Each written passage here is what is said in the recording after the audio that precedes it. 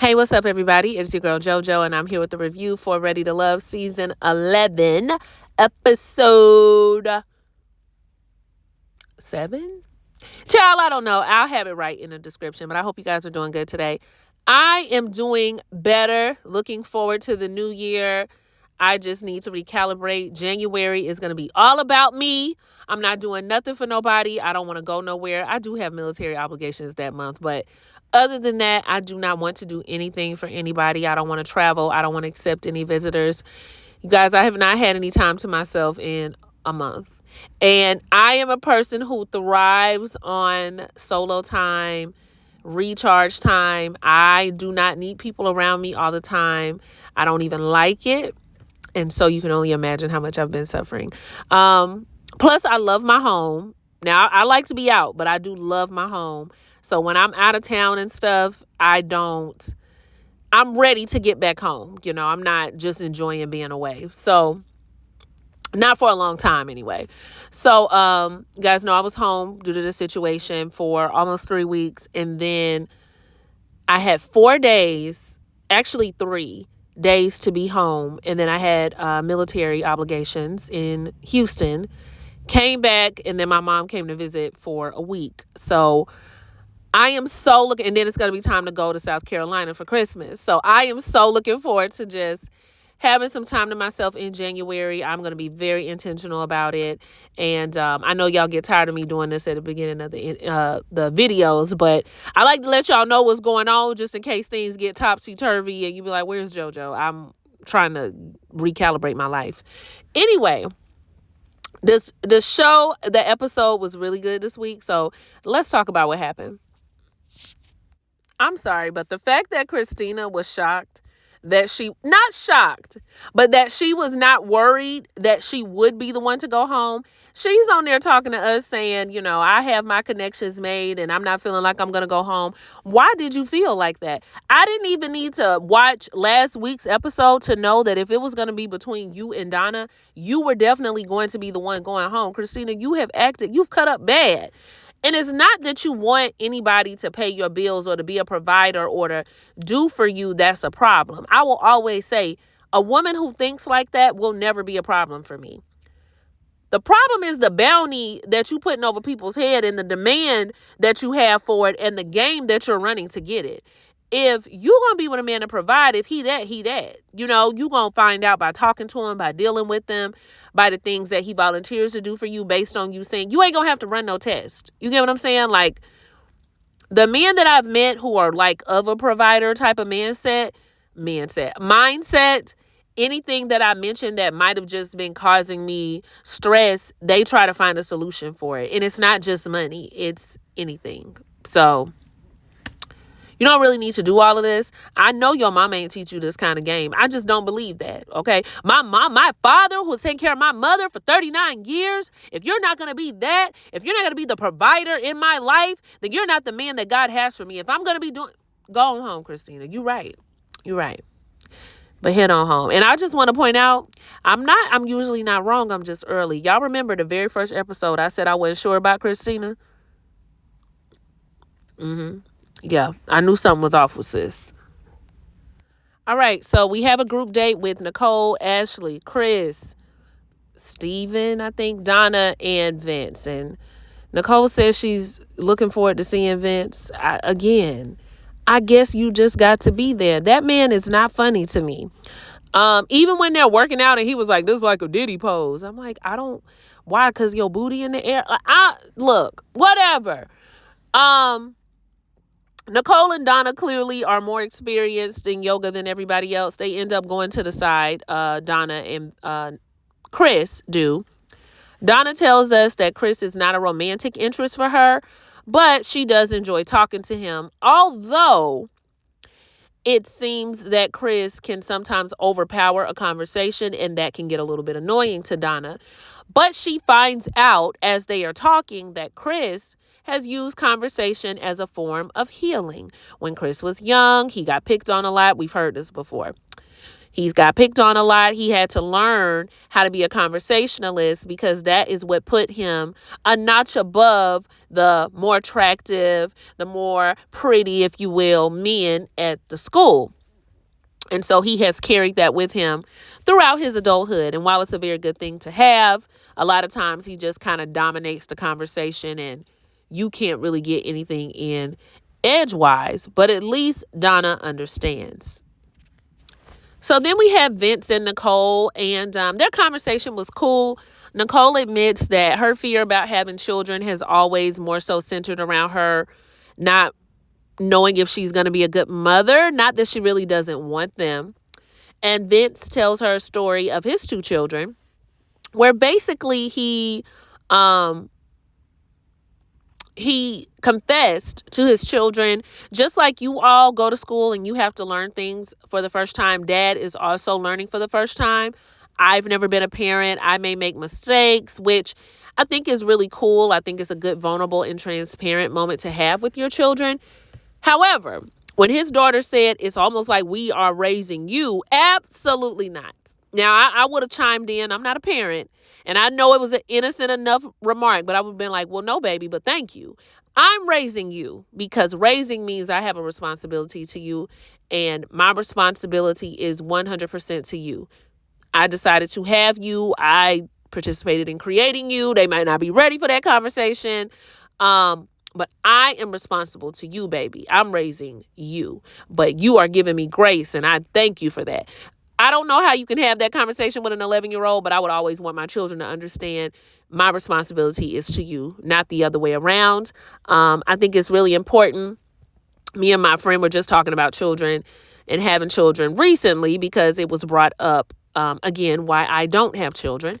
And I just think being a parent is just a really big responsibility. It's also an honor to me, in a sense. And when I think about having children, I don't think about babies. I think about raising adults. I think about raising members of society.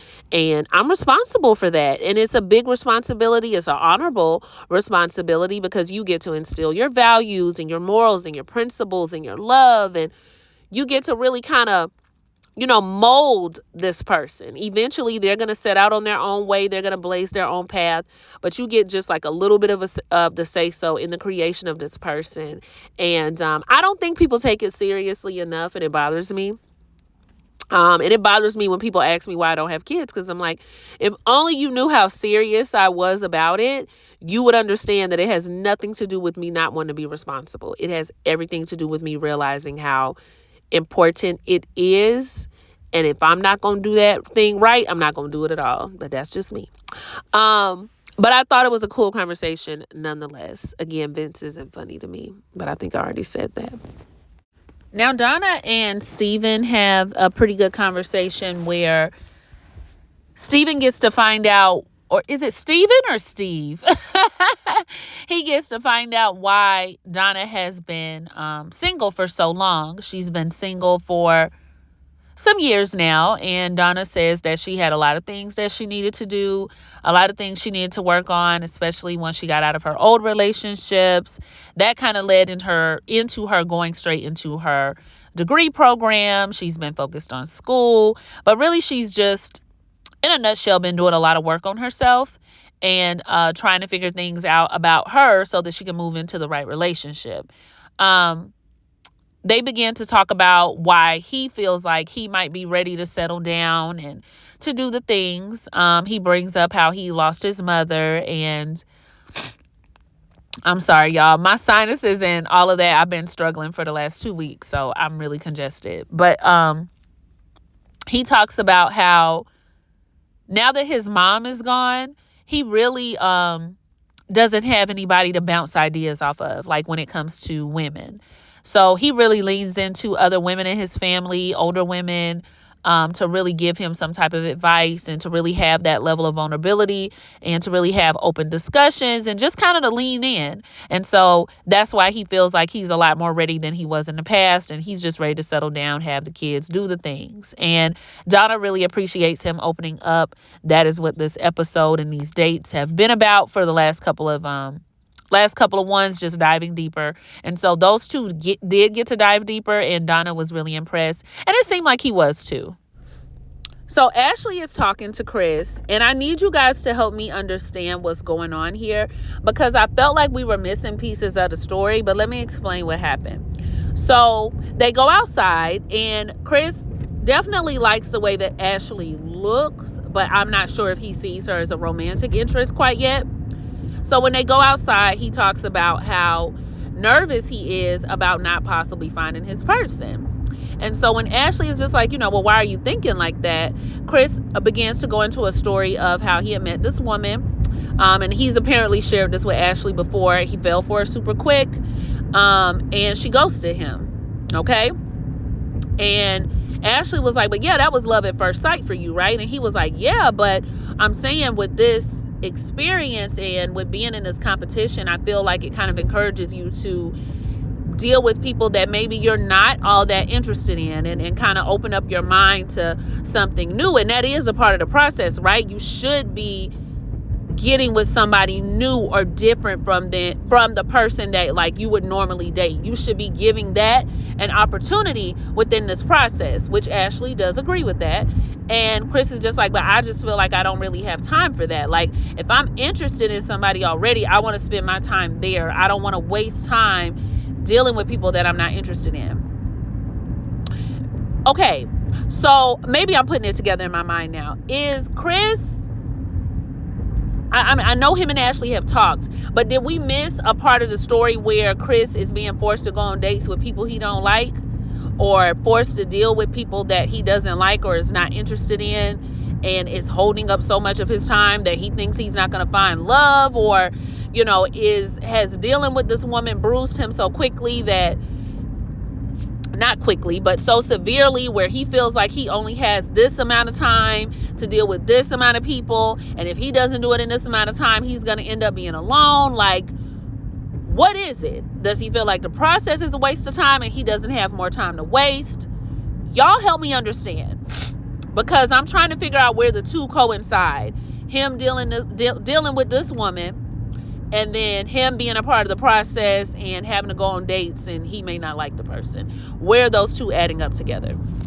Now, Ashley is like me in this thought process. Like, I can't stand no man with no bruised ego either. Like, I understand you've been hurt by someone else, and I can tell by the way that you carry yourself. Shout out to Rihanna.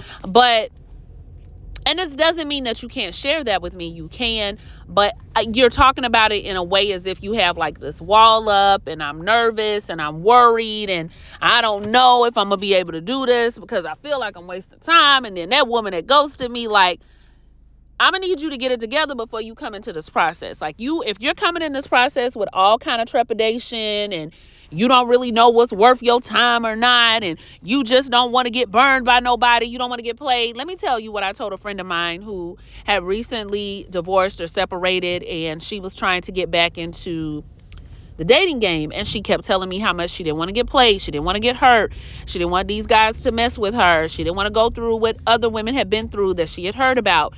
I will tell you this: if you are going to date, the chances of you getting hurt are very high. That's just it. You're not going to come in this and not get hurt. You're not going to come in this and possibly not get played. You're not going to come into the situation and maybe not have anybody hurt your feelings or get broke up with or get ghosted. It is just part of the thing, right? It's part of dating. But what we can promise you is if you learn from your mistakes, if you make sure that you are secure, or as secure as possible within yourself prior to you dating these people, prior to you going out, if you learn that validation comes from within first, and learn to accept validation from people who truly love you and see you, you will get hurt, but you will recover. That's what I mean. You will get hurt, but you will recover. It's no different than playing a sport. Like, you gonna get out there and, baby, we ain't finna promise that you ain't finna bruise up your knees. You ain't finna hit your head on something. You ain't gonna fly up in the air depending on what kind of sport you're playing. There's almost no guarantee that you won't get hurt. But we will provide you some form of protection to keep you from getting bust down. We gonna give you the knee pads. We're gonna give you the helmet. We gonna give you the cleats. We gonna do our best to protect you. Okay, we're gonna give you protective gear, but that does not mean that you're not gonna get hurt. Chris, if you're gonna do the process, you cannot do it with the fear of being hurt behind it or fear of getting played. You come into it, you come in open, but with boundaries, and you take what the experience has to give you. But no, I'm like Ashley. I don't want to hear of your woes. I just met you. I don't need to be hearing all this from you. Don't stress me out, Chris. Bolo and Lauren go out. Now, Bolo is very popular amongst the girls, okay? They are really feeling him. Lauren, she want to know what's the catch. Like, you are good looking, you funny, seem like you got it going on. Are you secretly married? Like, what is the tea, baby? Well, the tea is this.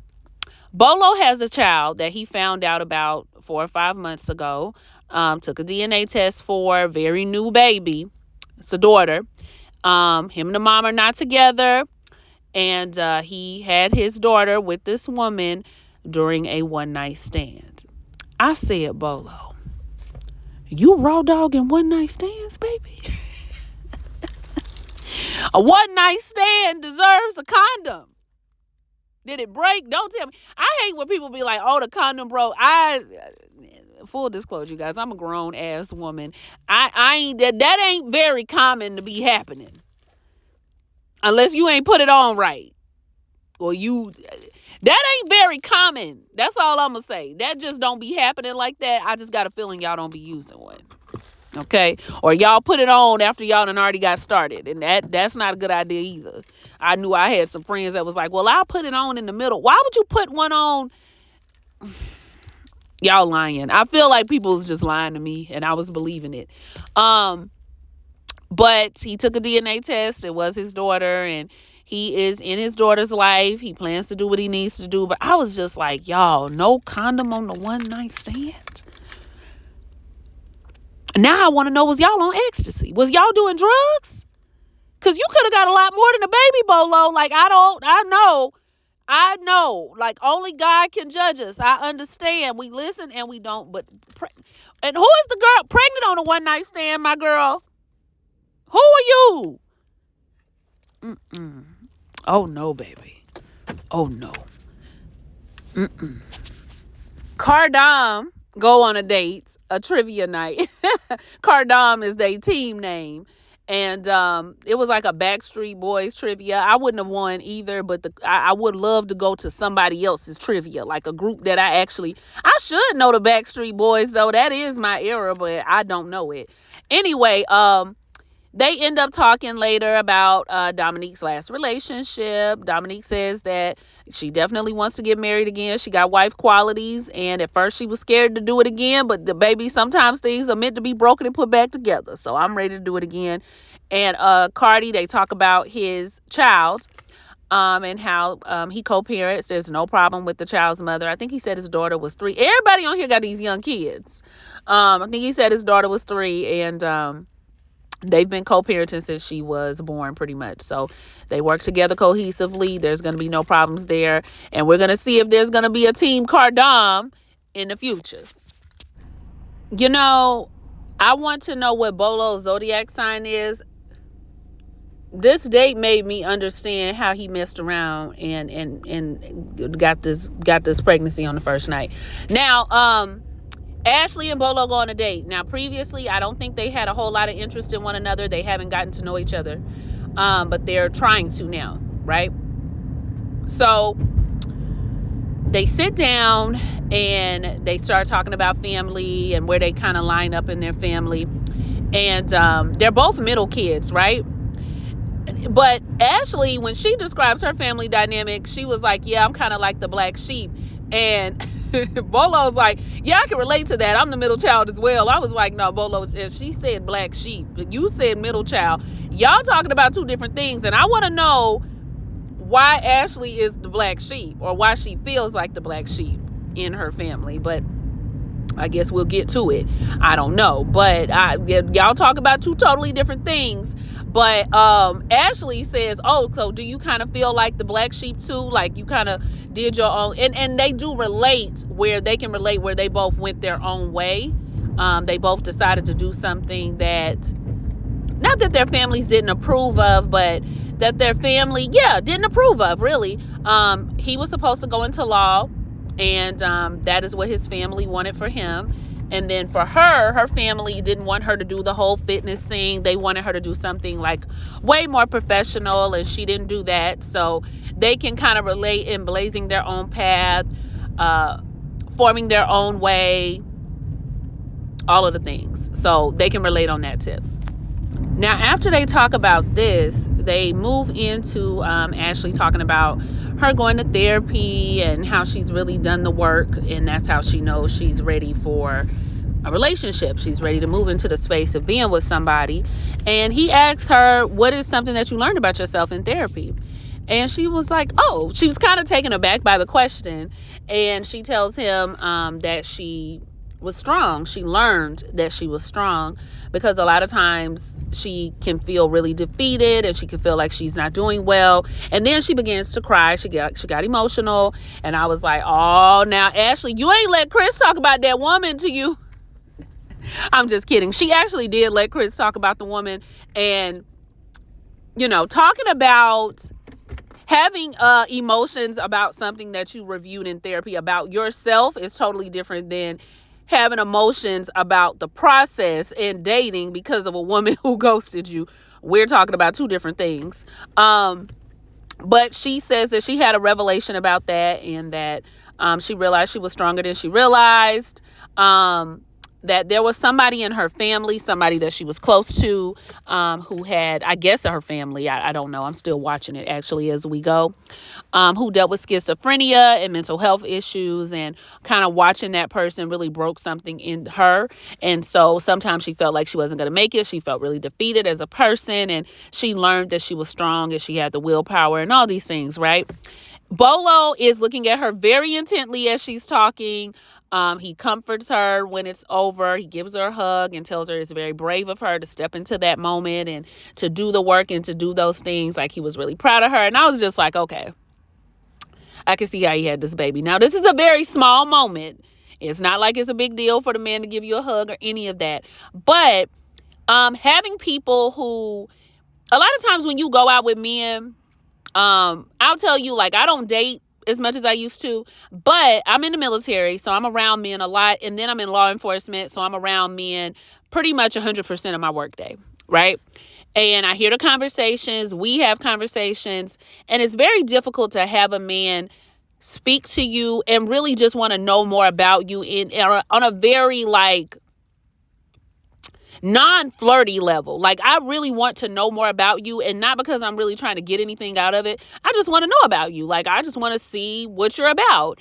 There are not a whole lot of men who know how to do that, and know how to do it with intentional listening, ask questions, follow up. Sometimes men will ask the question, but then they'll just like, okay, true, word. Like, you don't really get anything out of it. And so I can see how one would have a long date with Bolo. Like, y'all might go out on a Friday night, and next thing you know, you don't leave to go back to your house till Sunday. I could see how something like that would happen with him.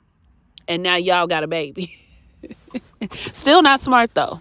Condoms, please, ladies. If they ain't got none, have your own. The next day was between Nicole and Ed. Again, Nicole has a very, sweet high school type of crush on Ed. It's not really being reciprocated to me. When they have a conversation about, diving deeper, being more vulnerable, she asks him a question about what would you say the thing that has hurt you the most? Like, not physical, but like an emotional pain. Now, we know that Ed has been married before. He's been divorced. He has children. He's, played college ball. He's been in a fraternity. I'm sure there were experiences somewhere. He has a family. He says he can't really think of anything. He has a high tolerance for pain. Physically, emotionally, he has a high tolerance for pain. He's not trying to bring anything up. And I like that Nicole stood on the fact of, if a person cannot be intimate with me, if a person cannot be vulnerable with me, that is like what do you call that? Not a red flag, but like That's pretty a deal breaker. That's a deal breaker for me if he can't do that, right? So Ed pretty much doesn't say anything for their date. I really don't think he's that interested in her. I'm not even sure if he's interested in any of the ladies, but I don't feel like he's as interested in her as she is into him. And I've said that 100 times, so we can move on. This was super funny. So Shannon and Darius and Lauren and Devon go on a group date. And during this group date, they are meant to tell some type of story about something that still may affect them today, like a past memory and how it affects you today. Shannon brings up how she passed out in one of her nursing clinicals, I think, and got some type of concussion, and it still affects her to this day. Whatever it was, however she hit her head, it still affects her now. Devon talks about how much he enjoys Shannon and how open she is, and she's very honest.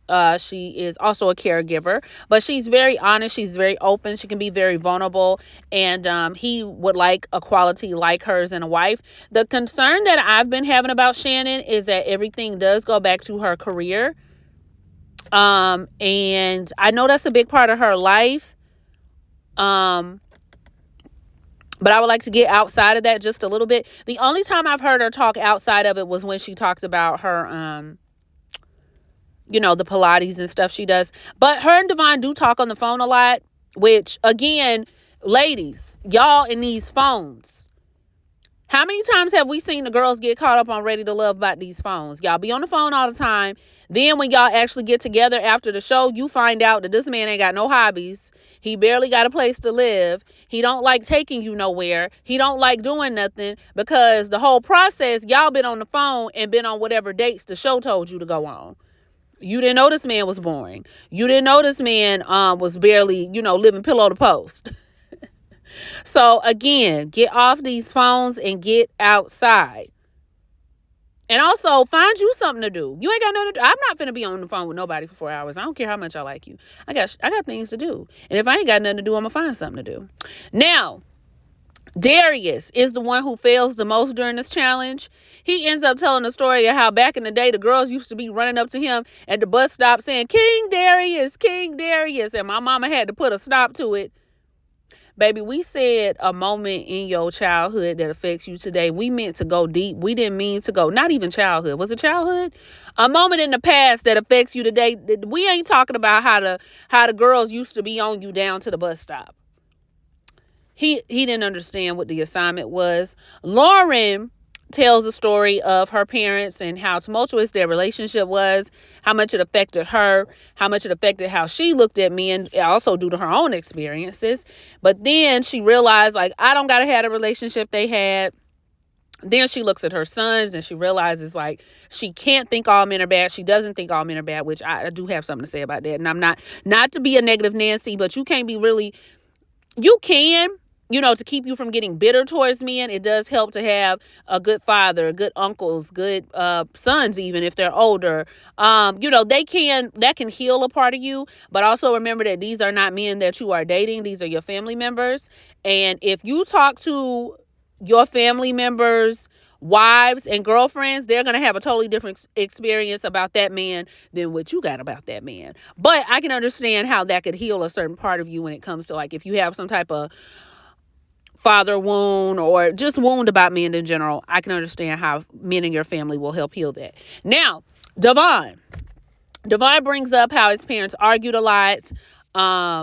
His father was very mean to his mother, and that is something that he thinks about a lot, and he really tries to break those curses generationally. He does not want to be that type of man. He tries to have a level of emotional intelligence, and he really wants to be the right type of father figure, and the right type of man to his own woman. He doesn't want to do the things that his parents did, his father did. He doesn't want to be that type of man. He understood what the question was. All in all, the date went well. I think for the men, Devon came out shining on this one.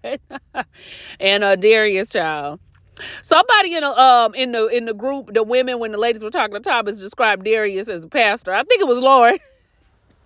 She was like, he just reminds you of a pastor. And I don't want to sleep with my pastor.